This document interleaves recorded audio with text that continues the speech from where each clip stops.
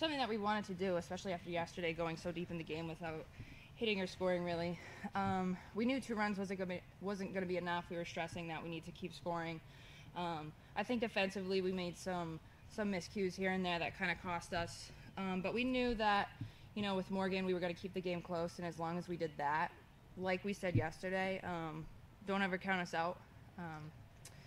And 1 run usually is not going to beat us. So they really came together and they rose to the occasion, and I couldn't be more proud. St. Leo is extremely athletic and fast, and we knew that going in. Both their pitchers did a great job. We really didn't have that many hits until the last inning. Really broke through a little bit, and every team here is good, and for us to be the best, we have to beat the best, and that's what we set out to do every single day here.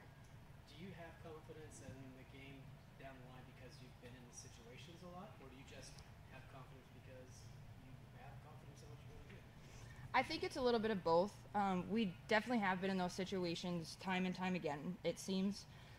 And luckily, more oftentimes than not, it has gone our way. And I think because we've been in those, high pressure, 1 run, 2 outs, bottom of the 7th, bottom of the 9th type of situations, I think that kind of prepared us for being here. And we knew, if you look at all the games, they're all close. The pitching's great. The defense is great. There aren't that many runs being scored. So if that's the case, you really have to be able to find a way, and whether that's to hit people in, whether it's to get on base to start us off in the inning, or whether it's to execute a nice squeeze play at the end.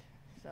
Well, let's go ahead and talk about that last inning. Amanda, tell me about your at-bat and how important it was to kind of set the table there for that last inning. I knew it was really important because me leading off, it really helps with the bottom, the top of the order coming up, and I just went into that at-bat thinking I'm not going out without a fight. And I knew that everyone behind me was going to have my back no matter what happened.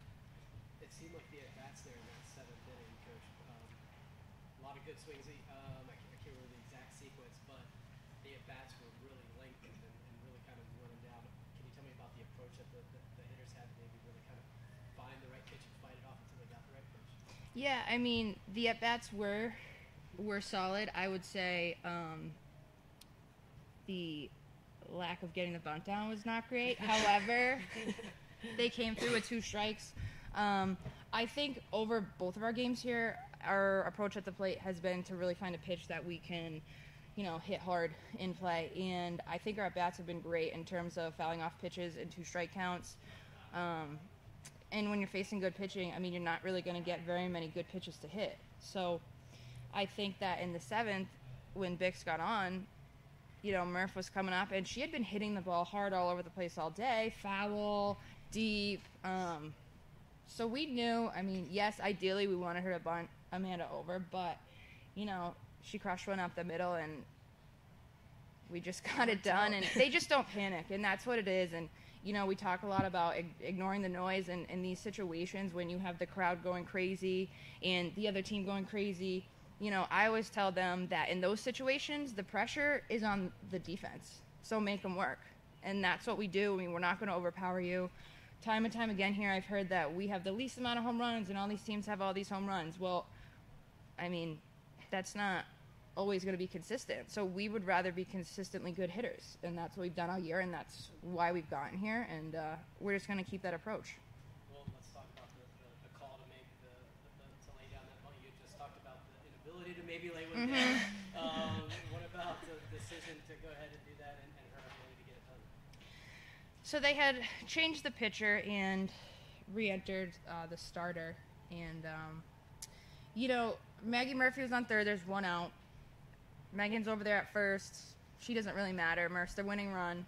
And I knew that if we could get in a count where I felt like we would get a good pitch, I was going to give her the sign. And with the speed of both of them, I know as long as she gets it down and fair, there's a very, very high chance that one of them will score, whether it's, whether Murph's on third or whether she's on third. But she executed it perfectly. And I think that, I don't know, it's probably a little bit risky to do that, but that's how we got here. We take risk, and I trust them. I do. So it was great. Great job.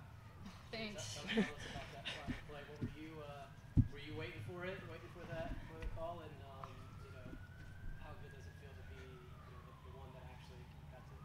Well, it felt pretty good because it was kind of a makeup for my physical error in the field. So when I got up, I was like, all right, here's a chance to get it back. So thankfully, I was able to get it down and away from home to give Murph the opportunity to slide in safe.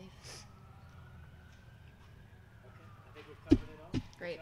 Awesome. Thank you. Thank you. Want to keep this as a souvenir? Yes. Yes.